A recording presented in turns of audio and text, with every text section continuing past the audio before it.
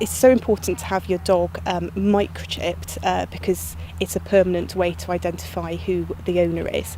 But the importance of wearing a collar and ID tag, so just your typical dog collar tag, because if anybody finds your dog, anybody can read an ID tag and say, oh, that dog belongs to so-and-so and this is a telephone number to call. Whereas if it's not wearing a tag but it is chipped, you still have to call up the local council or take it to a vet for the dog to be scanned.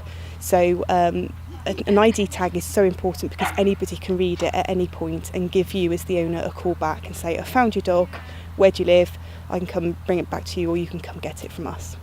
In Eden, we're generally not too bad, but we do have the odd problem areas, particularly through the darker winter months. As it goes darker in the evenings and darker in the mornings, generally we see a bit of a spike and a rise in dog fouling in Eden.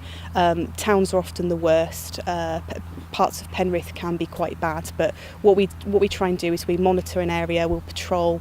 If we get good information from the public, we'll act on it and we'll try and target our patrols to a certain time or to look out for certain dogs or certain people. But it's important that if anybody witnesses it, to get in touch with us and try and give us as much information to make it a successful report to us, rather than just dog fouling and it's happening all the time.